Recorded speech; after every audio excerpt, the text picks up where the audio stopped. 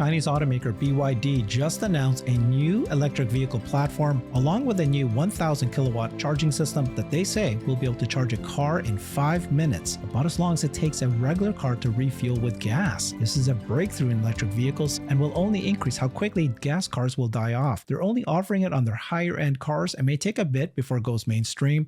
We'll see how Tesla responds. Tesla, on the other hand, is going full force with their purpose-built robotaxi, the Cybercab. Tesla executive Lars Morvey, in an interview with Sandy Munro, confirmed that the Cybercabs can get 300 miles of driving on a battery pack smaller than 50 kilowatt hours. This would be the most efficient EV on the road. For the first time ever, spy shots are showing Tesla testing 6 Cybercabs all driving at the same time. We'll also watch an interview of Elon Musk by Ted Cruz. Elon said that in 10 years, AI will be smarter than the smartest human, and there will be billions of humanoid robots. I've got Hans and Nelson joining us today. It's the best person to be here talking about neural nets and AIs and bots and batteries. Thank you so much, Hans. Thanks for having me, Herbert.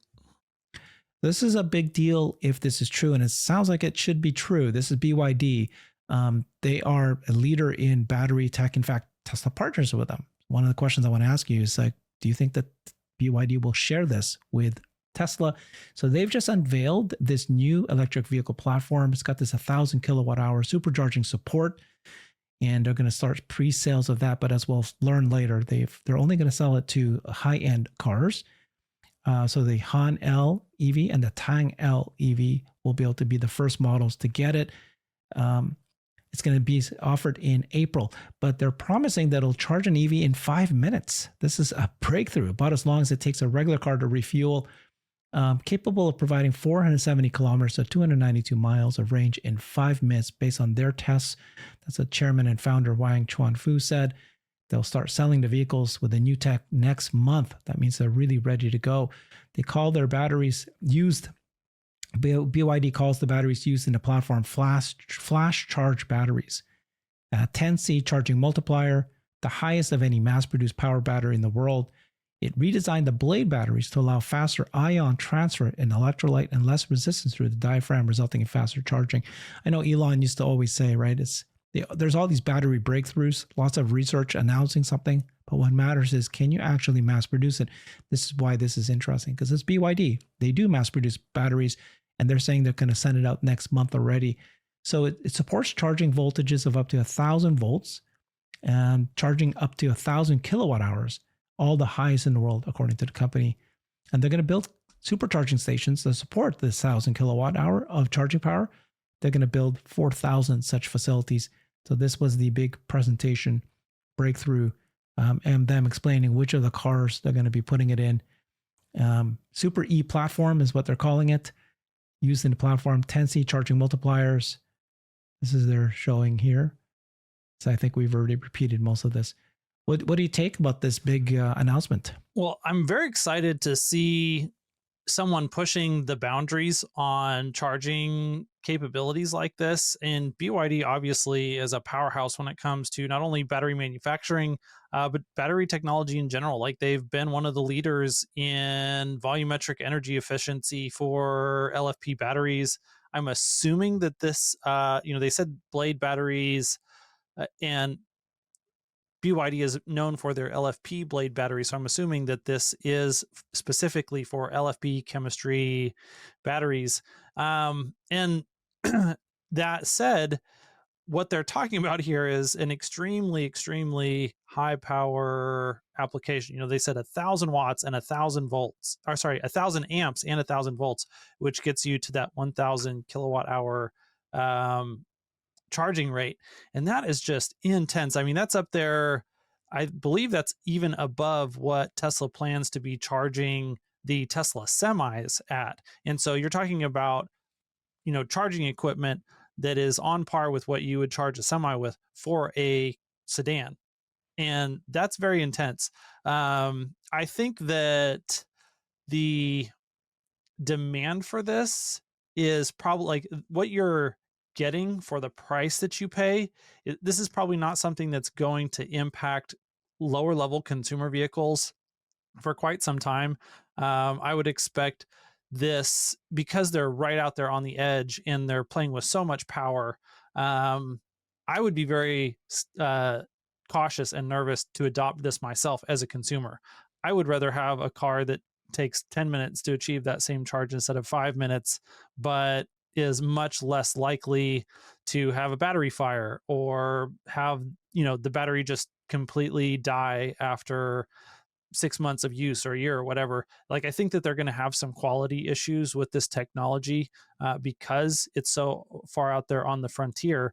But that said, I do expect them also to fix all of those issues. Like, it's going to surface a bunch of engineering issues. I think they're going to fix those engineering issues.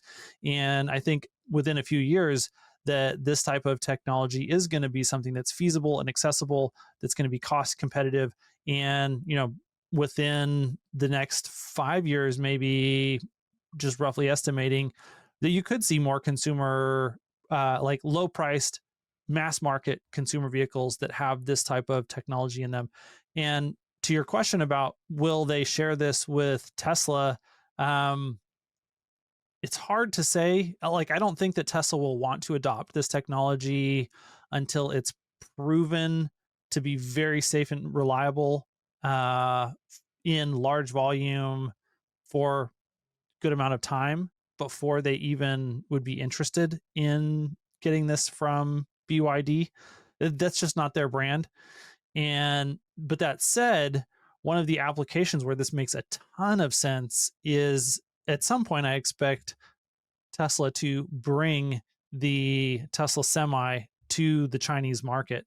And when they do, this battery, if they can work out all of the reliability issues, sounds very interesting. I don't know if it's going to have quite enough energy density to work in that, but honestly, if you can charge faster, then you might even be okay with a truck that has 2/3 of the range of what you would have with a nickel-based cell if it can charge up 2 or 3 times as fast. It might still mean way more uptime for your truck and way more cargo per minute transported overall. And if that's the case, I would think not only the price of the truck would justify, these more expensive batteries and the economics of all that, but just the economics of trucking in general might push towards a solution that looks more like this. And then if it works in China, then that also has good knock-on effects here for the United States as well. And I'm really excited just to see technically what Jordan is going to put out from the limiting factor on how they've accomplished this charging rate and what he thinks the scalability and viability of this technology is. So, anyone who's really interested in this, Yep. keep an eye out. Jordan will post something on this here in the not too distant future, and we'll get a lot better idea of, what the technical challenges are going to be here and what this really means for the broader EV market. 5 minutes to charge a car to go 300 miles. This is equivalent to the gas cars thing. So, Tesla technology for electric vehicles is still just improving. We're still at the beginning. No doubt now, if this works or even half of it works, it just means that cars are going to switch over to EVs faster. Whether Tesla will adopt it or not, should we be worried or not? Tesla's going pretty full force on robotaxi and autonomous cars. Does it matter when they start moving that way, when they start pushing more Cybercabs and cars that are purpose-built for robotaxi versus not? They're going for wireless charging, hands-free. So we'll see whether this makes it them. And like I've been saying, whether or not probably BYD will partner, just like Tesla partnered, letting others use it too. Maybe they'll partner too and have their batteries adopted. So this is what the supercharger looks like for BYD. Jeff Lutz had a really good point. He said that launching into models that are 2 and 3 times their nominal average transaction price. So BYD, of course, is famous for selling electric vehicles and new electric vehicles, hybrids and gas cars. But their selling points are really low, like $20,000 US, $5,000 US. And it's 2 or 3 times that. That it's just the high level, higher end cars.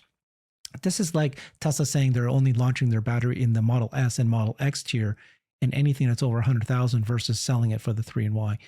It tells you that cost and supply are still prohibitive, but it's interesting for sure. We look forward to seeing execution in the real world.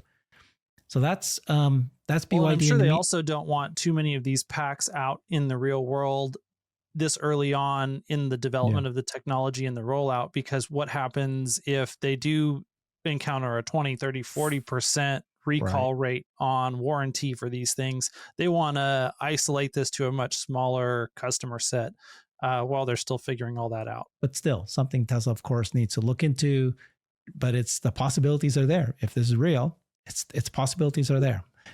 Well, and one of the things that I think I'm highly confident of is, regardless of whether it's this exact technology or something else that's similar, Yeah, that we absolutely will have this ability in the 5 to 10 year time frame available, like I said, at the mass market level, for those who want to own cars, that they'll be able to have electric vehicles that will be capable of this type of charging speeds, and that in and of itself, like, that's just one of the technologies that continues to make EVs better and better relative to ICE vehicles. And there's a whole other set of these that are also doing that, to where it's just like the value proposition of EV versus ICE only gets to be that's done. more Yeah. lopsided in favor of EVs every single year moving forward. And it, like, there's just no coming back from that for ICE vehicles. All right. Well, let's talk about the move to autonomous and Cybercabs. So Sandy Monroe interviewed Lars Morvey and Tesla executive uh, Hans. Sorry, Franz. And I always I always get those two mixed up, Hans. So Tesla's aiming to have close to 300 miles of real world range on a Cybercab with a battery pack smaller than 50 kilowatt hours. This would translate to 6 miles per kilowatt hour, making it the most efficient EV on the road. So Tesla, on the other hand, they're really moving down the path of smaller battery packs, cheaper battery packs, and still get 300 miles. And that gets you because of the car design. Listen to what they said. We want to make sure that our cars last, the robotaxi can last the full usage of a day without having to recharge too much. So we got a lot of models going around, trying to figure out like how, like a typical robotaxi would go, pick up someone, go to the next job, whatever. And we think that we can do that with like quite a small battery pack. It's under 50 kilowatt hours, and still have over like close to 300 miles of real world range. What you think about that strategy, Hans? I think that, the numbers that he's quoting there are very encouraging and aggressive numbers, for people who you're talking about, like, in order to get 300 miles out of a battery that's less than 50 kilowatt hours, you're talking about at least 6 miles per kilowatt hour, or somewhere in like 165 watt hours per mile range.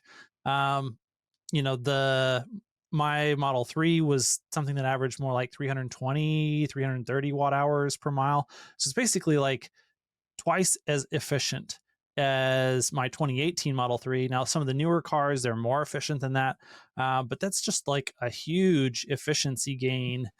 And but it means that they can put a lot more cars on the road. 50 kilowatt hour battery is tiny, and 300 miles of range is really basically on par with the long range Model 3s and Ys, maybe a little bit less, but not much less, with a battery pack that's much, much smaller. And that means that more Cybercabs on the road, more rides.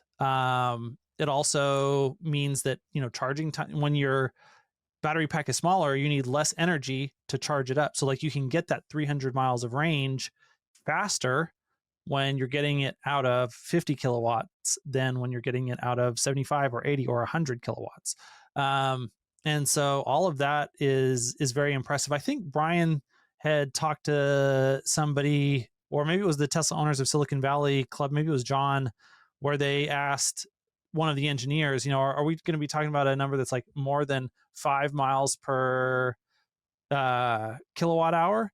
And they're like, oh yeah, I think we can do better than 5 miles. Yeah. And so this is once again supporting that idea that we're talking probably somewhere between 5.5, maybe even a little bit better, 6.5 miles per kilowatt hour, which is just incredibly efficient, and it makes the whole economics of any vehicle, robotaxi or not, much better. But especially for robotaxis is a huge win. Yeah, this is the strategy, right? Like Tesla, if they wanted to, they can make a 500-mile car battery.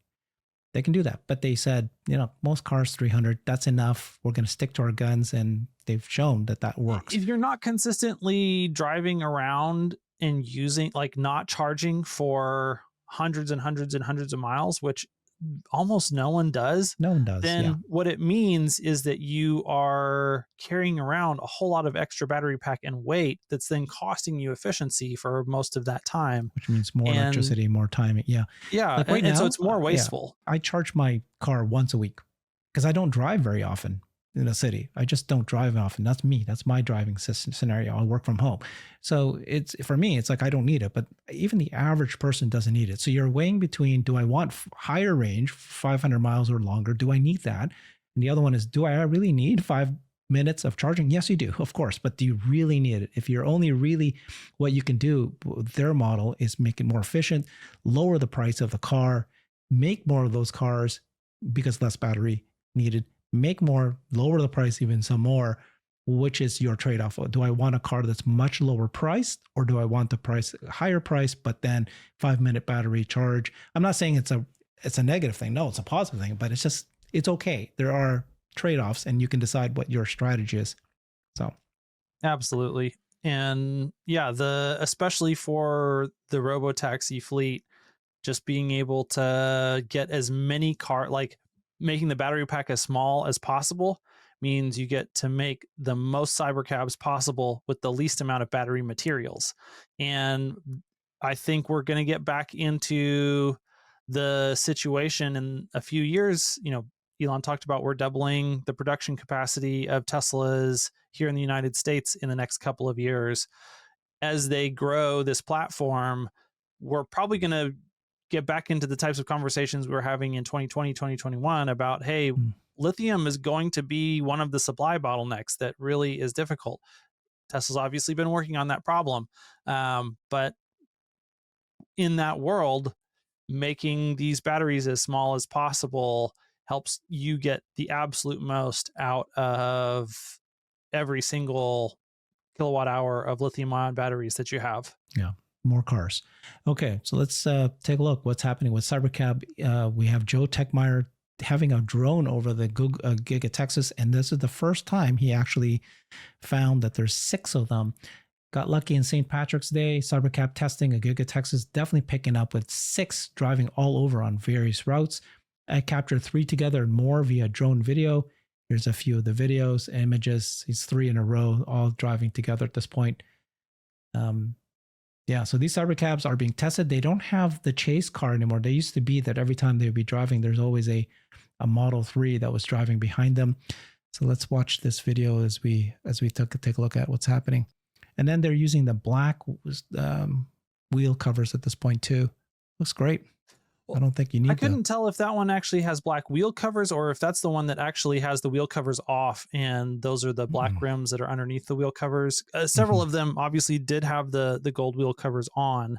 And my guess is that they're doing that on purpose. They want to test what the range is that they're getting on those, like what's the efficiency, what's the range, all of that stuff with all of the wheel covers off as well. So they want, kind of a variety of data points as they're doing all this testing. But yeah, it's just, man, so cool to see those driving around. They're such beautiful cars and the aesthetics are there, but more than that, just seeing the technology demonstration that these things are driving around driverless, like this is the robotaxi future preview right here that you're seeing.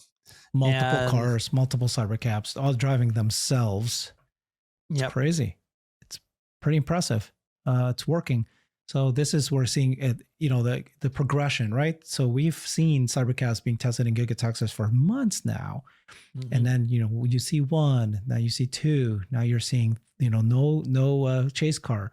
Now you're seeing 6 of them. That's what you're following very nicely. It's going to be more like, or it's probably not going to be long before then it's 10 and then it's 20 and then it's 50, that are all driving around because they need more traffic. They need to test these things, more of them, gather more data as quickly as possible.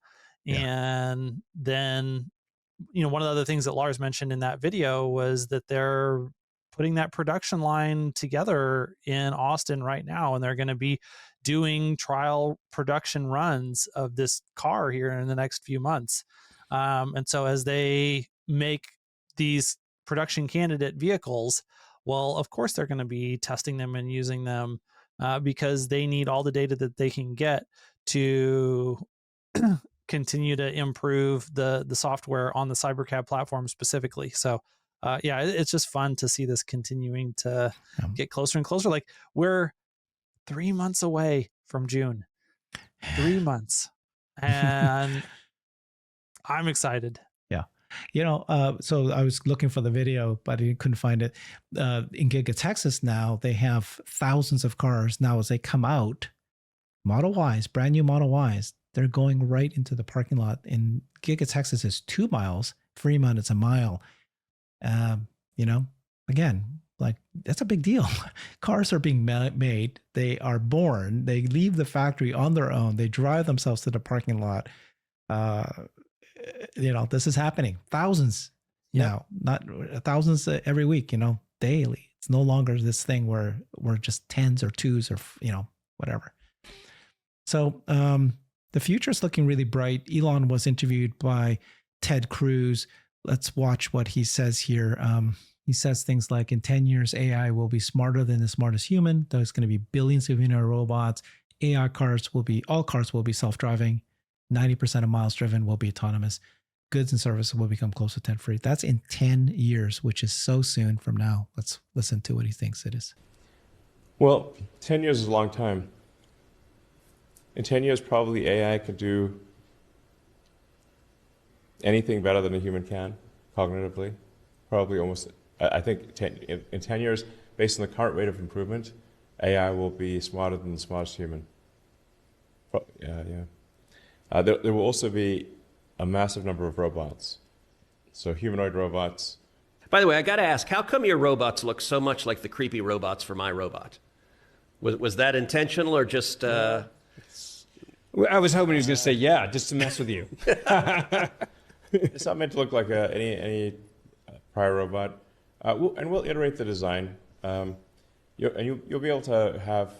A lot of the robot parts are cosmetic. You'll be able to switch out the kind of snap-on cosmetic parts of the robot, make it look like something else if you'd like. So there will be ultimately billions of humanoid robots. All cars will be self-driving. In 10 years? In 10 years, probably 90% of miles driven will be autonomous. Huh. Wow. That fast? Yeah.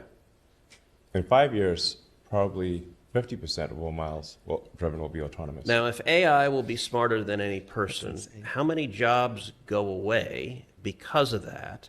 And what do people do if you've got millions of people that are losing their jobs? Like that, a lot of people are understandably freaked out about that. Well, goods and services will become as close to free. So it's not as though people will be wanting in terms of goods and services. So why is that? Why are goods and services free in an AI world, or close to free? Well, you have, I don't know, call it tens of billions of robots. That they will make you anything or provide any service you want for basically next to nothing. It's not that people will have a lower standard of living; they'll have actually a much higher standard of living. The challenge will be fulfillment. How do you derive fulfillment and meaning in life? Challenge is purpose. The people have purpose, they have fulfillment.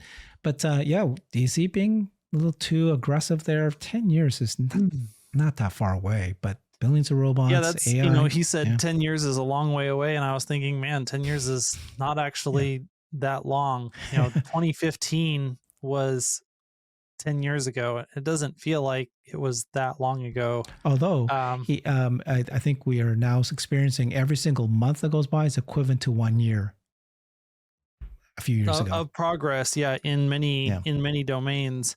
And but all that said, I whether it's 10 years or 15 years or 20 years or frankly even 50 years, Mm. the magnitude of the change that he's talking about so Mm. massive. And that is what the future looks like as long as we manage not to do something stupid and end the human race as we know it. Um, and it is, I agree with them that that existential meaning crisis is going to feel much more acute as a lot of the ways that people have fallen back on to define their story. Who am I? Why am I here? What is the meaning of life? Um, many people that is intrinsically bound up with what is my job? What is my vocation? And even if we do have, work that we do that is how we find meaning in a world where goods and services themselves are basically free and cost us nothing, well, that means that those jobs are going to be much different than jobs today. And so even if people still Mhm. derive their meaning from their work, there's still so much change that's going to happen between here and there in what that work looks like that it's going to be very chaotic. It's going to be very difficult. And there's going to be a lot of people that feel very, very lost in all of that. And I think that's one of the very difficult realities that we are going to be faced with. But it's also a situation where the only way out is through, that there are big problems that we face as a society, as a culture, as nations individually, and then as a species at large, that we need to develop technologies in order to solve these problems.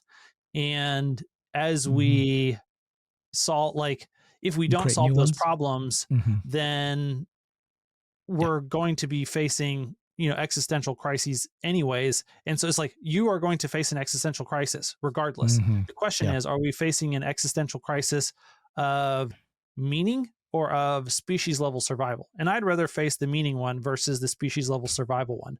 And the Mm. other thing that we can layer in here is realizing that we are going to probably be colonizing space here around low Earth orbit, the moon, potentially Mars, and then beyond. And so there's going to be lots of cool things for humans to do with this time and energy and resources that we're going to have access to, that people will absolutely be attaching their meaning to. And then I believe there's also going to be a revival of religious and spiritual meaning as well, that we've Mm. been through an age of extreme skepticism Yeah. on a whole number of fronts. And I don't think that all of that skepticism really holds up when to just the humanity's need for some sort of grand level narrative meaning, which spirituality has been the way that humanity as a species has negotiated. Like, what is the biggest story? What is meaning? Where does it come from? That's always been deeply tied to spirituality. I think that's going to be on the rise again. And it hasn't, saying that we've been in this age of skepticism is very Western society focused, that spirituality hasn't been something that's been in decline really in much of the rest of the world apart from Western countries anyways. And so I think we're going to have a reversion to the mean there. And that's going to be also an interesting thing to see how that plays out as well. There's a lot of things that are just going to be dramatically different 10 years from now. Mhm. That's a good reminder that you gave us, that there's so many things that are broken with this world. Let's fix them. That will be fixed. Not to say that this is going to be an issue, fulfillment and purpose for humans. But then, you made me just remember that not everybody, most people actually are doing jobs that is terrible. They don't want to be doing it. They wake up every day and they're serving food. Yeah, they would much rather have a better job if they can find one. They don't like their job. They hate their job. Now, unfortunately, there is no other job to take, but it's still, they hate their job. And so now it's like, what's worse? Like not having a job and hating your job? I mean, they're probably equal. I don't know. So it's not like everybody is like fulfilled with their jobs today. It's actually probably a small number. Yep. So I those are good points. So we'll see what happens. Just say the one, thing that I'm hopeful for is that we can take this opportunity as people do have more time, energy, and resources on their hands to re-engage cultivating personal relationships. Like more people can have more personal relationships with more other people, and that we can actually strengthen social bonds, strengthen person-to-person connections. I think that would be good for everyone as a whole. Obviously, being able to have relationships with artificial intelligence is going to be something that pulls us kind of in the other direction. But that's going to be the tension. Thank you so much, Hans. I always enjoy these kind of conversations with you. This is the kind of thing that you focus on and study, and appreciate that. We talked about the Cybercab and the battery and the BYD advancements. The world is advancing much faster than we realize. And here's Elon talking about 10 years. The world is going to change so dramatically. Follow Hans on his YouTube channel. He's got a lot of these kind of deep dives. He really explores these really in a nuanced way. See you soon. Bye, everybody. Bye-bye. I've created a website that is the most comprehensive resource for the Tesla investor. Please check it out. Simply go to my website at herbertong.com.